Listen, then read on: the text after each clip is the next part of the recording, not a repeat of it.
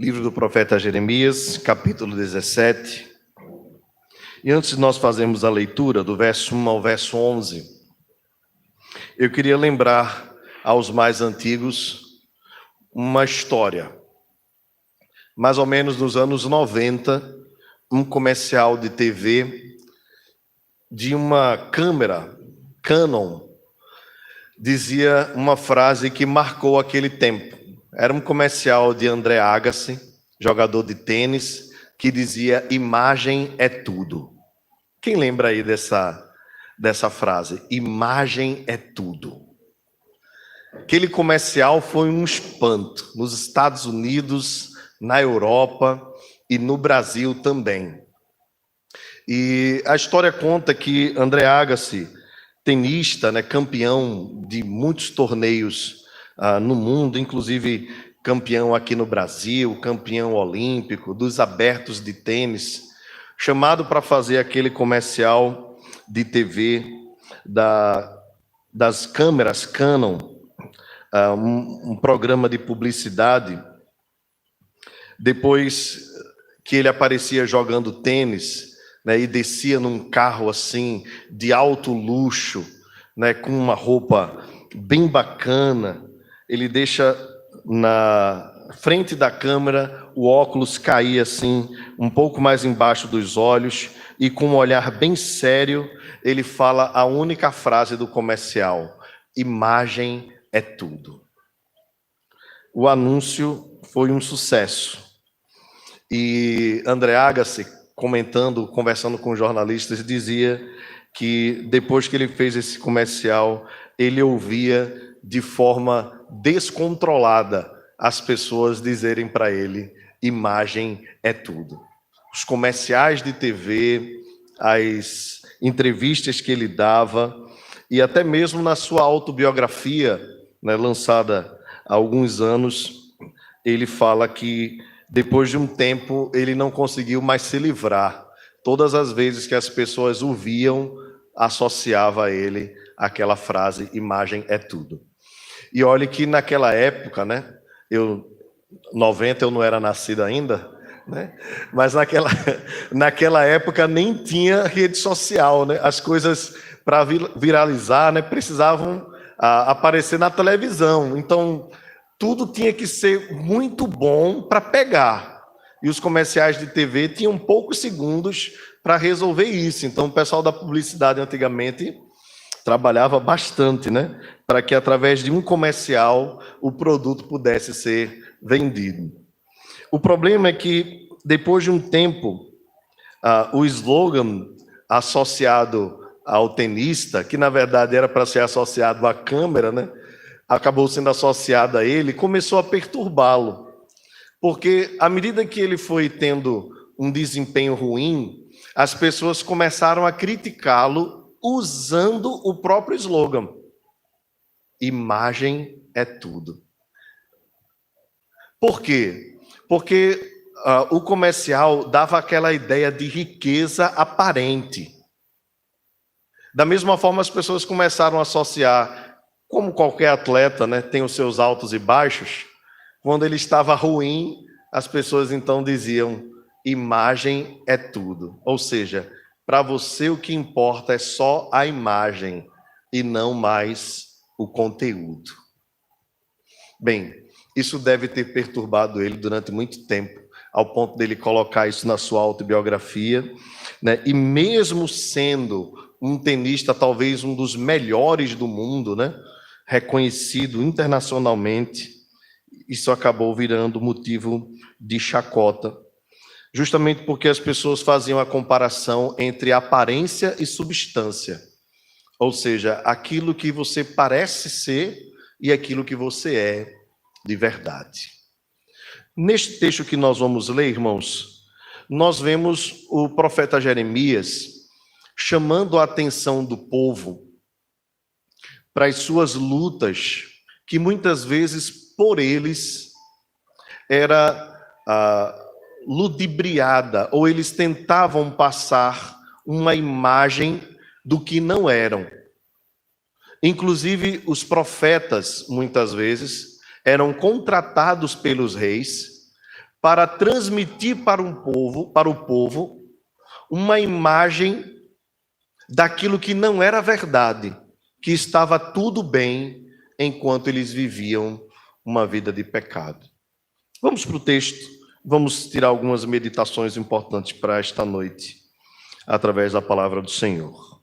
Jeremias capítulo 17.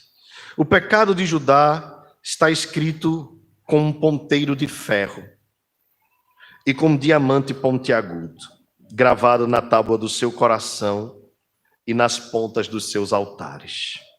Seus filhos se lembram dos seus altares e dos seus postes ídolos, junto às árvores frondosas, sobre os altos outeiros.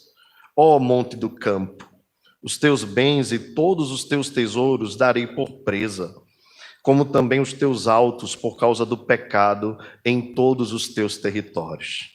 Assim, por ti mesmo te privarás da tua herança que te dei, e far-te-ei servir os teus inimigos na terra em que não conheces, porque o fogo que acendeste na minha ira arderá para sempre.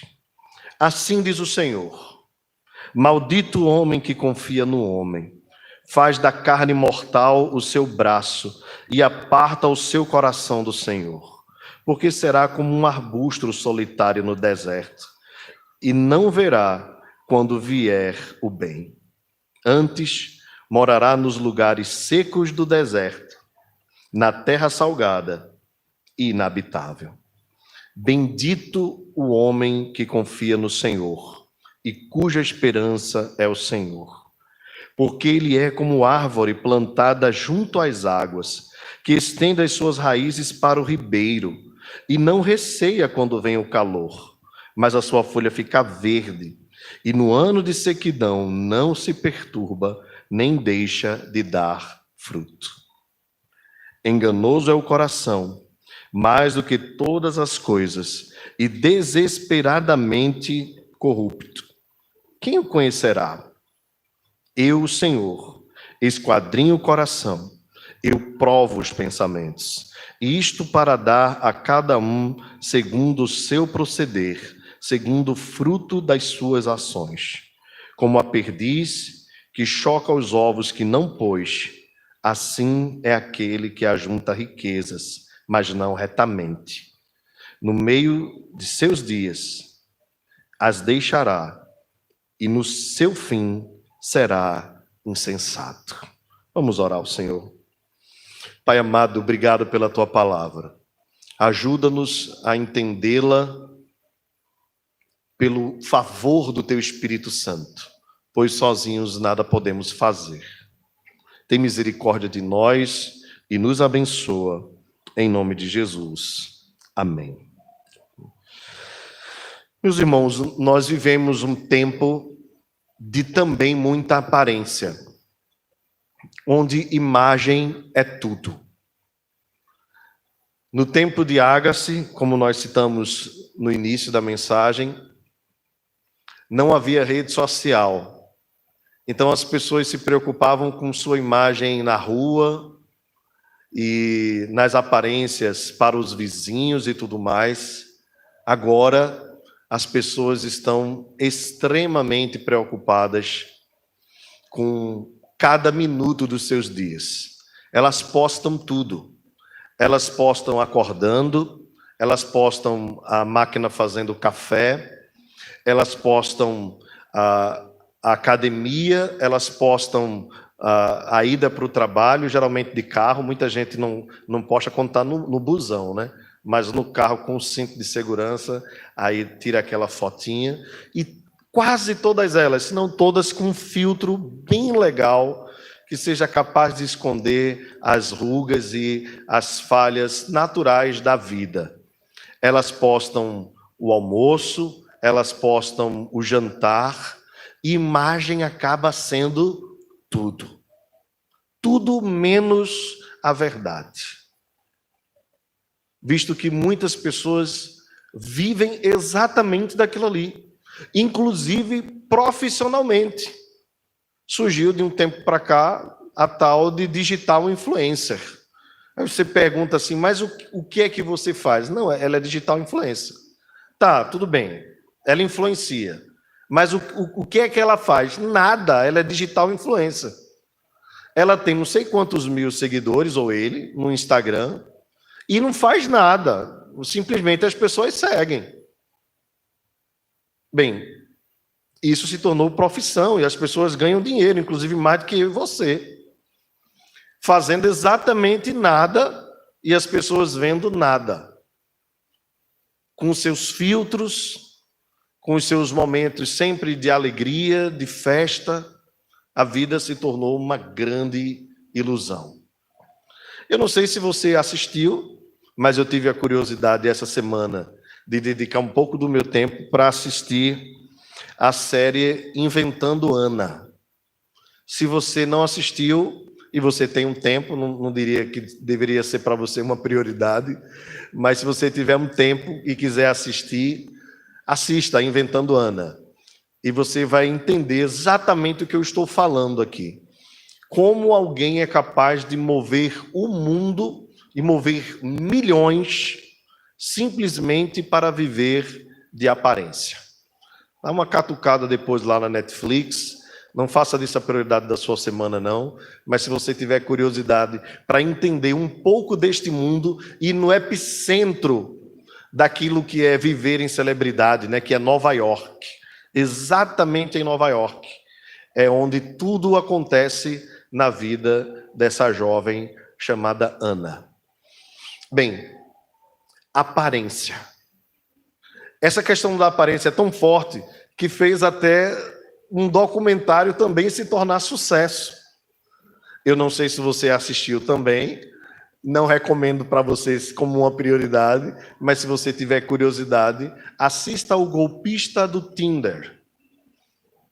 E você vai entender ainda mais o que eu estou falando. Como as pessoas são capazes de viver pela aparência. O mais importante é o que você transmite ser nos dias de hoje, tá? Do que o que realmente você é. As pessoas não se preocupam mais com a essência, com a substância, e sim com aquilo que os outros vão achar da sua imagem. Bem, o que isso tem a ver com espiritualidade, com vida cristã, com o nosso dia a dia? Tem tudo a ver. Nos tempos de Jeremias também não havia rede social, mas havia a mesma ideia de viver de aparência, a mesma ideia de colocar para os outros que está tudo muito bem e que nós estamos satisfeitos, mesmo quando por dentro a coisa não vai bem.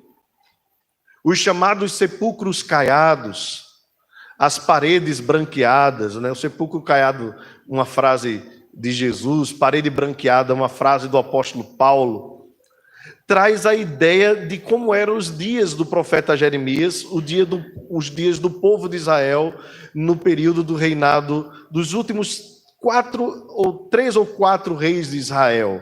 O rei Zedequias, o rei Joaquim e o rei Jeoaquim. Eram dias em que o povo acreditava que porque os reis estavam bem e sorrindo, e sempre fazendo os seus sacrifícios, e as multidões olhavam e diziam: oh, como o nosso rei é religioso. Escondiam os reis o que estava por dentro, não apenas dos palácios, visto que até nos palácios eles tinham construído ídolos para adorarem. Mas o pior, aquilo que estava em seus corações. Corações repletos de podridão, de morte, de sangue, de adultério. Homens que tiravam o direito dos órfãos, homens que roubavam o direito das viúvas, homens que se utilizavam de balança sem medida, balança falsa, homens que faziam todo o pecado por debaixo dos panos, mas que se apresentavam no dia do sacrifício e diziam para o povo: nós estamos protegidos, porque estamos no templo do Senhor, este é o templo do Senhor, eis aqui o templo do Senhor, nada nos acontecerá. Jeremias então é levantado por Deus, ainda como uma criança, ainda um jovem, e Deus diz: não digas não passo de uma criança, porque eu te constituí profeta entre as nações, tu vais ser levantado por mim, tanto para levantar como para derribar.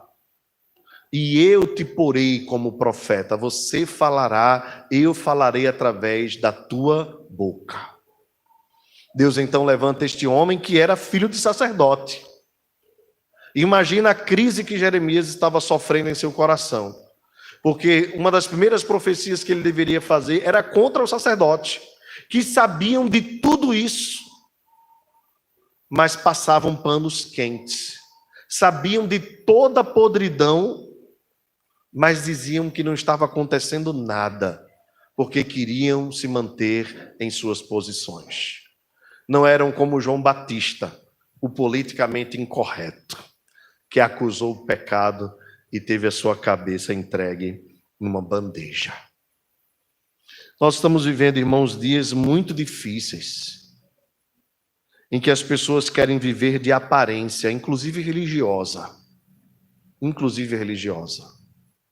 Se o mundo quer transmitir uma sensação de felicidade que não há em seus corações, nós também corremos o risco de querermos transmitir uma imagem de espiritualidade que não há no nosso coração. Por isso a correção é geral. A correção é para todos nós. Veja então o que Deus diz através do profeta para o seu povo. O pecado de Judá está escrito com um ponteiro de ferro e com um diamante pontiagudo. A ideia aqui é dizer para o povo: o pecado de vocês, embora vocês queiram esconder, embora vocês queiram aparentar espiritualidade, é impossível de ser apagado, porque foi escrito com ferro afiado, com ferro pontudo, ou como a ponta de um diamante no seu coração. Vejam, irmãos, ainda que a aparência transmitisse santidade, amor e temor a Deus, o pecado estava gravado no coração. E não apenas no coração, mas também nos altares dos filhos de Israel. Aqui uma acusação grave do profeta. Os altares vocês também têm levantado para outros deuses. A idolatria está no meio de vocês, enquanto vocês tentam fingir espiritualidade. No verso 2 ele diz: seus filhos se lembram dos seus altares e dos seus postes ídolos junto às árvores frondosas. Ou seja, vocês não escondem de casa, os filhos de vocês sabem. E aqui uma palavra no verso 3, aos montes, né? Ó monte do campo, os teus bens e todos os teus tesouros darei por presa. A verdade é que Deus não está falando através do profeta ao monte. Aqui é um utensílio, uma instrumentalidade poética para dizer para o povo: tudo que vocês têm de bens vai ser levado por causa do pecado de vocês em todos os territórios. Tudo que vocês têm será levado, será consumido. Assim por ti mesmo te privarás da tua herança que te dei, e far-te-ei servir os teus inimigos. Deus já estava aqui deixando claro para o povo: a única solução para vocês vai ser eu levantar um povo mais forte e fazer com que vocês voltem à servidão. Irmãos, isso deveria servir para Israel como um alerta, como uma urgência, para que eles se voltassem para o Senhor, visto que em toda a história eles ouviam falar do período em que eles foram servos no Egito, escravos no Egito, e como o povo de Israel sofreu durante aqueles 400 anos debaixo do jugo de Faraó. Então Deus alerta ao povo dizendo: olha, o pecado que está dentro de vocês e que vocês colocam para fora por meio dos altares, adorando outros deuses, vai fazer com que vocês voltem a viver como no período em que Israel estava debaixo do domínio de Faraó. Foram 400 anos de muita luta de muita dor, de muito sofrimento. Se não lembremos daquele infanticídio promovido por Faraó, quando soube que havia em Israel uma promessa. Lembra que todas as crianças foram mortas, exceto Moisés? Aquilo deveria fazer o povo temer, porque estava prestes a acontecer novamente. O texto diz: porque o fogo que acendeste na minha ira arderá para sempre. Deus estava dizendo para Israel: eu vou agir com fogo irado contra vocês, mas foram vocês que acenderam fogo. O que vocês vão sofrer é resultado do pecado que vocês cometeram. Meus irmãos, toda essa profecia aqui tem como base a lei de Deus. Tudo que os profetas reclamavam, tudo que os profetas argumentavam, era com base na lei, tinha a ver com a quebra da lei de Deus. E aqui especialmente alguns mandamentos. Israel estava pecando em tudo, né? A coisa aqui estava terrível. Mas nós podemos ver a quebra do primeiro mandamento: não terás outros deuses diante de mim. A quebra do segundo mandamento: não farás para ti imagens de escultura. Eles haviam construído imagens e adoravam os postes ídolos, semelhante aos romanistas nos nossos dias. Imagens, obras feitas por mãos dos homens, que têm boca, mas não falam, olhos, mas não veem, ouvidos, mas não ouvem, som nenhum lhes sai da boca, e eles oram pedindo para aquela imagem interceder por eles, como se alguma coisa elas pudessem fazer.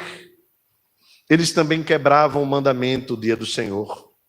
Deus dizia assim: quando vocês encontrarem prazer no meu dia, vocês perceberão que esse dia é consagrado ao Senhor. Eles também tomavam o nome do Senhor, nosso Deus, em vão, que é o terceiro mandamento, porque eles juravam em nome de Deus, negociavam. Naquele tempo se negociava em nome de Deus, e o negócio fechado era cumprido. Eles então juravam falsamente. Há várias reclamações de Deus através do profeta Jeremias dizendo isso. Eles desonravam os pais, eles matavam, adulteravam, roubavam, cobiçavam o que é do próximo, e quando eram chamados para dar testemunho em tribunal, eles mentiam para serem favorecidos. O povo de Israel estava quebrando toda a lei, do primeiro ao 10º mandamento, de cima a baixo. Mas quando chegava o domingo, no caso o sábado deles, né, o descanso, eles iam ao templo, levavam um animal, faziam um sacrifício e diziam: este é o templo do Senhor.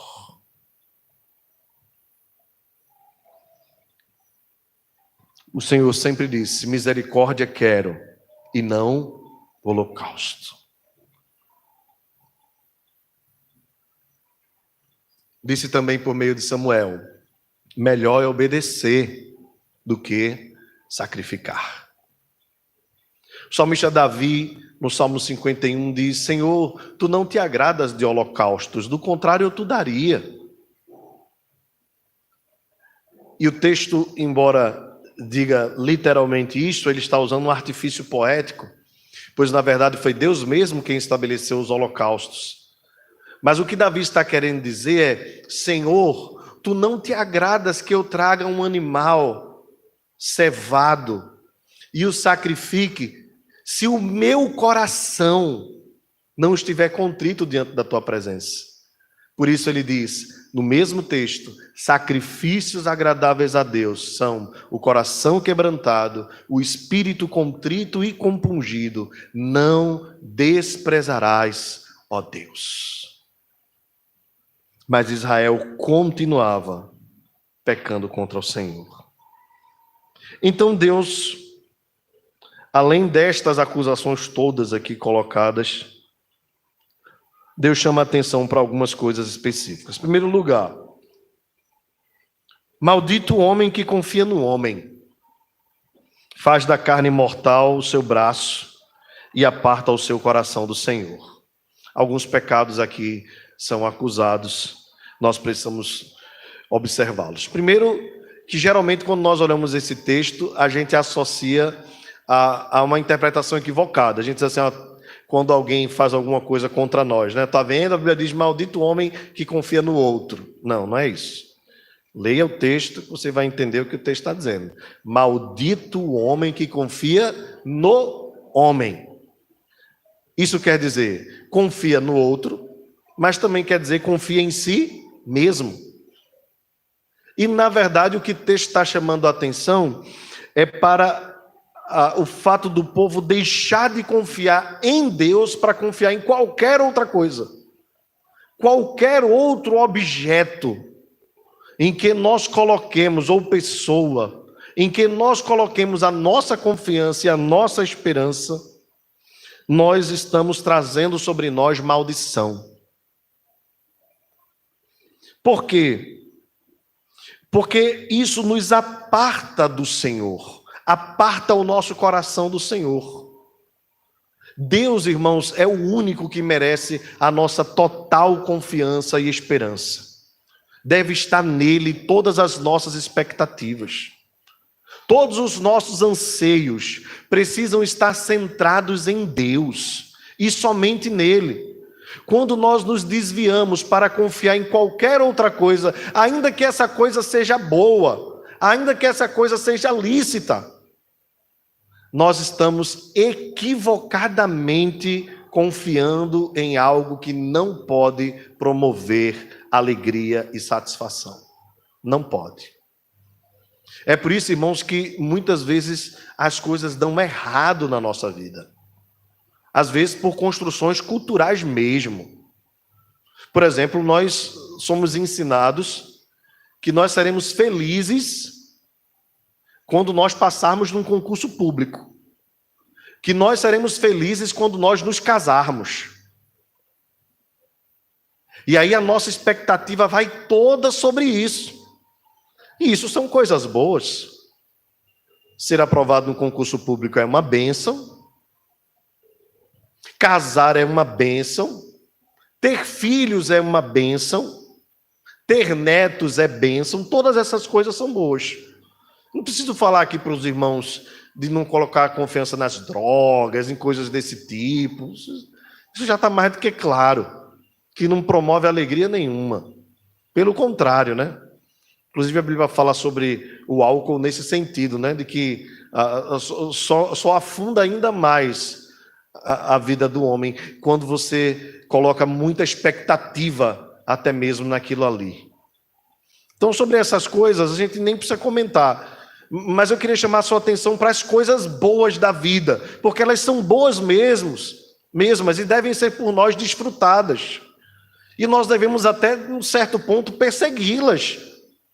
Ora, são bênçãos de Deus que estão distribuídas para todos os homens, porque nós cristãos não podemos desfrutar de um alto cargo, de um bom casamento, de uma boa casa, de um bom carro. Não há nada de ilícito nisso. Aqueles que, por medo da teologia da prosperidade, correm para a teologia da miséria, estão equivocados. Deus quer que você melhore de vida. Não há nenhum mal nisso. É bom, é lícito. Só não coloque a sua confiança nisso. Só não coloque toda a sua expectativa nessas coisas, porque elas são passageiras. Elas escorregam da nossa mão como a água do oceano. Pode ser do Oceano Atlântico. Você coloca na mão, depois de um tempo escorrega. Essas coisas não promovem a alegria que nós só podemos encontrar no Senhor. É por isso que nós precisamos estar focados nele, olhando para ele, Jesus, o autor e consumador da nossa fé. E todas as outras coisas nos serão acrescentadas. Ele é poderoso para te dar uma promoção no emprego, um cargo de chefia, para te fazer avançar. Isso tudo é bênção de Deus. Nós temos desfrutado de muitas delas. Mas nós não podemos fazer destas coisas a nossa esperança. Por quê? Porque quem assim o faz será como arbusto solitário no deserto e não verá quando vier o bem. Antes, morrerá nos lugares secos do deserto, na terra salgada e inabitável. Você pode imaginar essa figura, um arbusto no meio do deserto, sozinho. Você sabe o que vai acontecer com ele, né? Ele vai morrer, ele vai secar. Pela solidão, pela falta de água, pela falta de nutriente que possa lhe fazer manter vivo e ser frutífero. Meus irmãos, qualquer objeto, qualquer coisa, qualquer expectativa que não esteja no Senhor vai secar e vai morrer. E vai fazer com que o teu coração desfrute da mesma coisa. O contrário, diz o verso 7. Bendito, vamos ler todos juntos, irmãos, o verso 7 e o verso 8, vamos lá? Bendito o homem que confia no Senhor e cuja esperança é o Senhor, porque ele é como a árvore plantada junto às águas, que estende as suas raízes para o ribeiro e não receia quando vem o calor, mas a sua folha fica verde e no ano de sequidão não se perturba, nem deixa de dar fruto. Louvado seja Deus. O contrário do homem que recebe maldição é o homem que recebe a bênção, o bendito. Bendito é o homem que confia no Senhor e cuja esperança é o Senhor. Fica claro aqui, irmãos, que os versos 7 e 8 querem contrariar os versos 5 e 6, apresentando o Senhor como a razão da nossa esperança, a razão da nossa alegria e em quem nós devemos depositar toda a nossa confiança. Observe também que estes versos aqui nos remontam ao Salmo 1, não é verdade? Se você lembrou dele, bem-aventurado o homem que não anda no conselho dos ímpios, não se detém no caminho dos pecadores e nem se assenta na roda dos escarnecedores. Antes o seu prazer está na lei do Senhor, e na sua lei medita dia e noite. Ele será como árvore plantada junto aos ribeiros de água, que no devido tempo dá o seu fruto, cuja folhagem não murcha, e tudo quanto fizer será bem-sucedido. Que coisa linda, irmãos. Você sabe muito bem o que é uma árvore plantada junto aos rios. Ela recebe todo o nutriente, ela recebe toda a energia para se manter forte, e até mesmo no tempo de sequidão, por estar abastecida, ela consegue resistir. Ou seja, quando nós depositamos a nossa confiança no Senhor, a figura bíblica é clara. Nós somos tão abençoados que damos frutos o tempo todo, e até no tempo de seca, ou seja, nos dias difíceis, nos dias de luta, nos dias de perseguição, nos dias de tristeza, nos dias de pouco dinheiro, nos dias de guerra, nos dias de aperto, nos dias de doença, nos dias de enfermidades e moléstias e de dificuldades sem fim, nós continuaremos firmes e fortes, porque a nossa esperança está naquela rocha que é mais alta do que nós. Ele é alto refúgio do seu povo. Nós não precisamos viver de aparência. Nós precisamos confiar somente no Senhor. Nós não temos que confiar no filtro do Instagram. Nós não temos que confiar naquilo que nós postamos, na vida medíocre e às vezes até mentirosa que muitas pessoas vivem, de sorrisos falsos, de vida de ilusão. A nossa alegria está no Senhor. A nossa força está nele, ele é a nossa fortaleza, ele é o nosso socorro na angústia, ele é presente nos tempos de tribulação, por isso nós daremos frutos. No verso 9, o profeta Jeremias chama a atenção, inspirado por Deus, para o coração.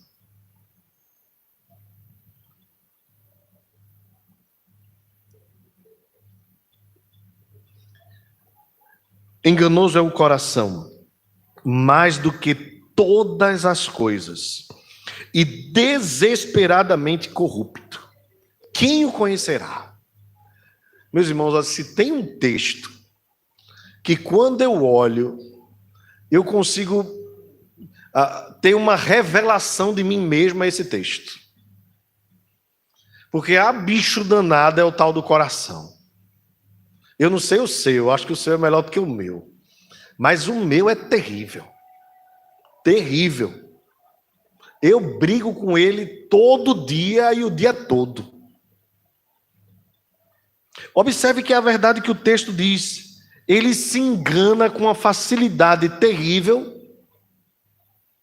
Eu lembro uma vez que alguém disse assim: olha, você sabe que é amor quando você encontra alguém e o seu coração bate forte. Ó, que coisa linda. Quantas vezes o coração bate forte por alguém que não é sua esposa e seu marido? Coração. Cuidado. Ah, mas eu senti no meu coração. Cuidado mais ainda. Cuidado mais ainda. Cuidado com os seus sentimentos. Cuidado com o seu coração. Cuidado. Porque ele é enganoso. Às vezes os nossos sentimentos querem sobressair aquilo que deve ser realidade no nosso coração. Cuidado. E mais, o texto diz desesperadamente corrupto. Eu fico aqui de queixo caído quando eu leio esse texto. Todas as vezes, confesso aos irmãos. Você conhece alguma coisa desesperada? Né? Quando a gente está em casa assim, e Gigi fica correndo de um lado para o outro. Meu Deus, que menina desesperada. Você já viu alguém desesperado? Já viu? Desespero mesmo? Pronto, o coração é assim. E é o meu e o seu. Agostinho dizia isso. João Calvino dizia isso. Mas ainda que não tivéssemos Agostinho, e ainda que não tivéssemos João Calvino, graças a Deus tivemos, nós temos o Senhor Jesus. Porque criticaram o fato dos discípulos deles não lavarem as mãos na hora de comer. E não era uma questão de higiene, era uma questão de tradição, porque os fariseus acreditavam que antes de comer eles deveriam se lavar por fora, que aquilo ali traria purificação e faria com que os alimentos que entrassem não os deixassem impuros. Jesus olha para aquilo ali, olha, irmãos, não tem ninguém mais paciente no mundo que Jesus. Não tem. Jesus olha e diz assim: não é o que entra que contamina, mas é o que sai. Veja que faca amolada tramontina, né? Novinha, afiada de 2 gumes. Jesus diz: o problema não está fora, querido. O que está fora é o de menos. O problema é o que está dentro. É do coração que procedem os maus desígnios, os maus desejos, as corrupções, os homicídios. Mas às vezes nós tratamos o nosso coração como muitas vezes nossas mães nos tratavam quando a gente fazia alguma coisa errada na escola. Ou no bairro, né? No prédio, seja lá onde for, na rua onde você morava. Se juntavam os meninos todinhos, faziam um negócio que não era agradável, aí a mãe chegava em casa e dizia assim: eu não disse para você não se juntar com quem não presta? Quer dizer, o filho dela presta, todos os outros aqui não prestam. Aí a outra mãe chama o filho e diz a mesma coisa.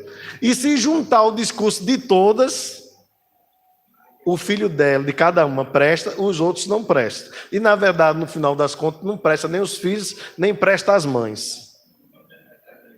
Porque na verdade, nenhum de nós presta.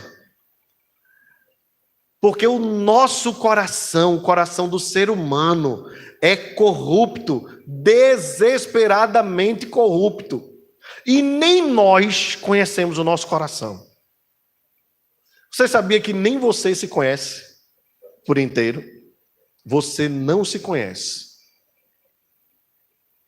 Tanto é que algumas vezes você diz assim, meu Deus, eu me desconheci naquele dia. Não é só um jeito de falar, não. É que às vezes nós não conhecemos mesmo.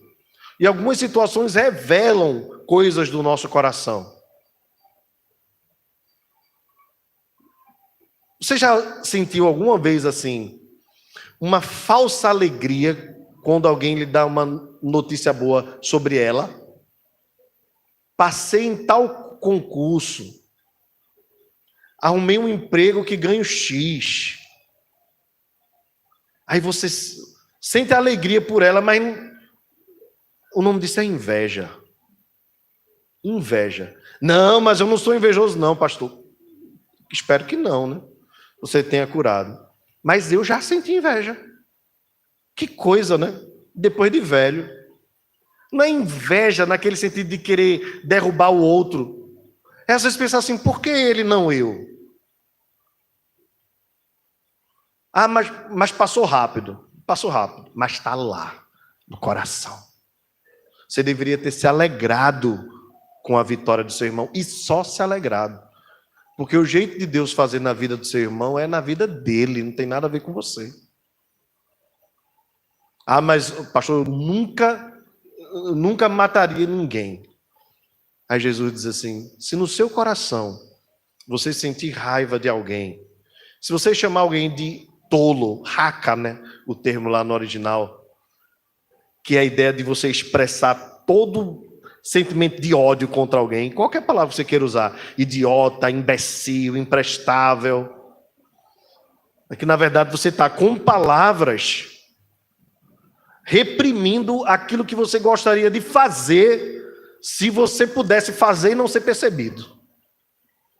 Matar. Pode ser por um impulso, pode ser até um desejo contínuo. Não, pastor, uma coisa que eu nunca fiz foi trair minha mulher. Aí Jesus diz assim, todo aquele que olhar para uma mulher que não é a sua, por isso a intenção impura, né? Com intenção impura, já cometeu adultério. Bem, não quero expor meus irmãos homens aqui, mas o texto também se aplica às mulheres. Todo aquele que olhar para alguém que não é seu marido, sua esposa, com um desejo sexual, já cometeu adultério. Ah, pastor, mas eu nunca furtei, jamais faria isso, nunca tirei nada de ninguém. Apenas tirei umas cópias de uns livros, tal, e assisti um DVDzinho pirata, né? Mas né, e lá em casa tem um gato net, né? Que eu assisto. Olha, lá em casa, mas, pastor, eu pago R$5 e eu tenho 489 canais. Menino, é mesmo, é? Que danado da bexiga, que negócio barato é esse? Enganoso é o coração, desesperadamente corrupto. Aí sabe quem revela? Deus. Observe. Eu, o Senhor, verso 10, esquadrinho o coração e provo os pensamentos. Que coisa, queridos. Você já imaginou? Caia na real aí. Deus sonda o seu coração e os seus pensamentos. O que você está pensando agora, Deus conhece tudo. Tudo. O que você pensou, não, olha, eu não fiz, eu só pensei, bem, um mal menor, socialmente. O problema é que às vezes nós só nos preocupamos com o que é social, o que seria posto em público. Sabe por quê? Porque o nosso coração é tão enganoso que nós às vezes acreditamos que pelo fato de nós não tornarmos público aquilo que nós gostaríamos de tornar, nós estamos quites com Deus. Eu só pensei, eu não fiz. Eu não vou nem falar o que eu queria falar. No coração você já pecou.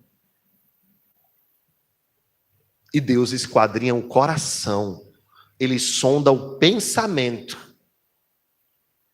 E Ele dá a cada um conforme as suas obras. Que coisa, né, irmãos?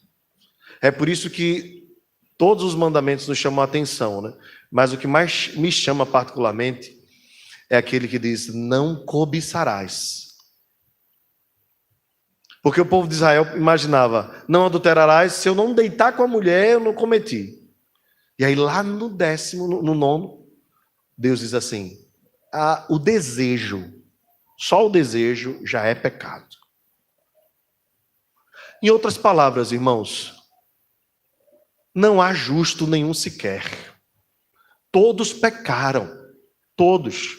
A uma se desviaram, cada um estava andando como ovelha pelo seu próprio caminho. A situação do homem é degradante. O homem natural está perdido.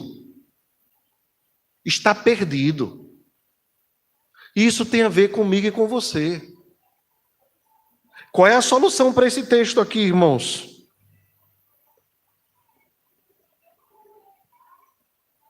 Observe o título do texto posterior. Jeremias clama a Deus que o socorra dos seus inimigos. O único caminho nosso é olhar para a nossa miséria, é olhar para a desgraça que é o nosso coração sem Deus e dizer: Senhor, tem misericórdia de mim, somente. A outra opção é orar de si para si mesmo. Senhor, muito obrigado, porque eu não faço isso, não faço aquilo, não faço aquilo outro. Fulano faz, mas isso aí eu não faço não. Jesus disse que aquele fariseu orou de si para si mesmo. Ou seja, a oração dele não passou do teto, embora ele estivesse orando num lugar alto para ser contemplado pelos homens. A real opção para nós é batermos no peito e dizer: ser propício a mim, Senhor, porque eu sou pecador. Somente. Senhor, tem misericórdia de mim. E correr urgentemente para a cruz de Cristo. Porque é na cruz de Cristo, pela obediência dele, que nós somos capazes de ser perdoados. Porque a perfeição da lei que nós não conseguimos obter, Jesus Cristo obteve. Ele foi perfeito em todas as coisas. Ele não pecou num item sequer da lei, num tio sequer ele pecou. Pelo contrário, ele foi tentado em todas as coisas, mas foi fiel, não pecou. Por isso Deus o exaltou sobremaneira e lhe deu um nome que é capaz de nos salvar, como nós cantamos. Só Ele é capaz de nos salvar. O que é que resta a nós, irmãos, é, ouvindo a palavra de Deus, corrermos para Jesus e dizer: salva-me, Senhor. E todo aquele que clamar será salvo. Todo aquele que invocar o nome do Senhor será salvo. E nós temos não apenas a salvação, mas temos a segurança da salvação. Pois Ele nos garante que nenhum de nós se perderá. Pelo contrário, seremos salvos e ressuscitaremos no último dia. Meus irmãos, qual é o problema da imagem? É que imagem não é tudo. Imagem é só imagem. Imagem é só aquilo que nós queremos transmitir para as outras pessoas. E olha, eu não tenho nada contra você postar sua vida no Instagram, pelo amor de Deus. Eu quero apenas fazer você refletir sobre aquilo que você faz e sobre aquilo que você é. Você pode continuar postando café, eu não sou censor, né, da vida de ninguém, nem estou aqui para censurar, nem bloquear ninguém. Quando alguém posta comida, eu fico até feliz, né? Acho bonito, né? Pena que não dá para sentir cheiro ainda, né, pelo telefone, essas coisas todas. Mas é bonito quando você posta essas coisas todas. Não vejo nenhum mal. Apenas cuidado para não viver de aparências. Existe uma diferença. A vida de aparência é aquela que nós não queremos cair na realidade. E cair na realidade significa reconhecermos que nós precisamos de Deus, da graça de Deus, da misericórdia de Deus. De que Ele é poderoso para nos abençoar e que se nós confiarmos nele, tivermos satisfação nele, nós seremos felizes. Essa é a substância. A imagem não é tudo. É só a imagem. Às vezes nem transmite o que realmente nós queremos transmitir. Que Deus continue sondando o nosso coração. Que Deus continue revelando para nós a necessidade que nós temos dele, de confiarmos nele, de amarmos a ele de todo o nosso coração, de depositarmos nele a nossa vida e não andarmos segundo os nossos próprios caminhos. Nesses duas séries, né, série e documentário que eu indiquei para os irmãos aqui, essas pessoas buscaram viver de aparências. Às vezes nós queremos transmitir felicidade. E na verdade, o coração às vezes está apertado, machucado. E às vezes nós preferimos transmitir para os outros uma felicidade que não existe. E muitas vezes nós não procuramos revelar para Deus o nosso coração despedaçado. Menos rede social, mais vida com Deus. Menos story, mais Bíblia, história bíblica. Você não precisa viver como as pessoas vivem. Você não precisa imitar o TikTok, essas coisas todas. Você não precisa entrar na modinha. Você precisa viver uma vida santa na presença de Deus. Uma vida séria na presença de Deus. E certamente Deus que sonda os corações te recompensará pela graça e te dará a verdadeira e plena felicidade que só está nele. Que Deus nos abençoe, em nome de Jesus. Vamos ficar de pé, vamos cantar um cântico para nós encerrarmos.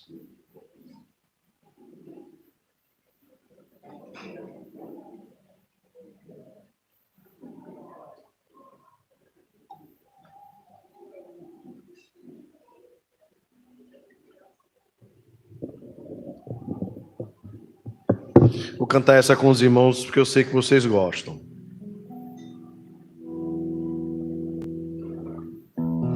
Nada te turbe, pois tudo passa. A paciência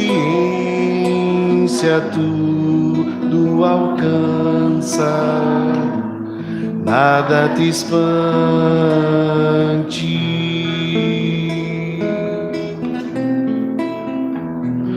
Nada te turbe, pois tudo passa. A paciência tudo alcança. Nada te espante.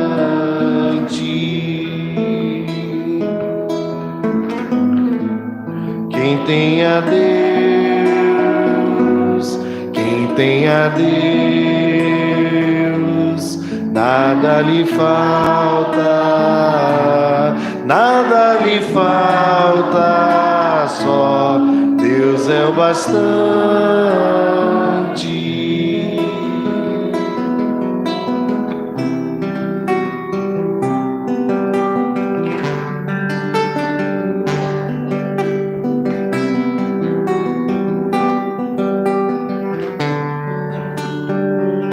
Nada te turbe, todos juntos. Nada te turbe, pois tudo passa. A paciência tudo alcança. Nada espante.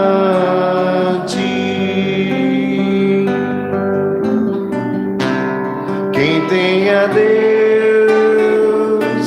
quem tem a Deus, nada lhe falta, nada lhe falta, só Deus é o bastante. Quero ouvir os irmãos, quem tem a Deus, quem tem a Deus.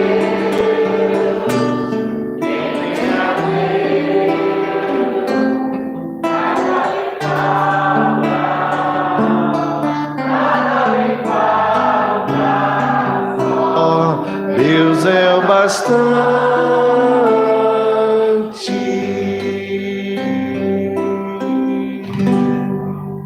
Que a graça do Senhor Jesus, o amor de Deus o Pai e a comunhão do Espírito Santo seja sobre nós e conosco permaneça, agora e para todos sempre. Amém.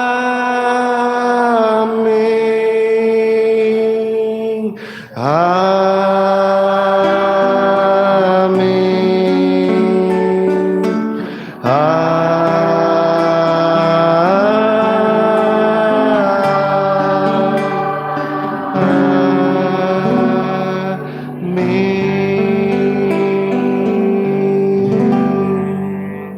Que Deus continue nos abençoando. Podem sentar, queridos.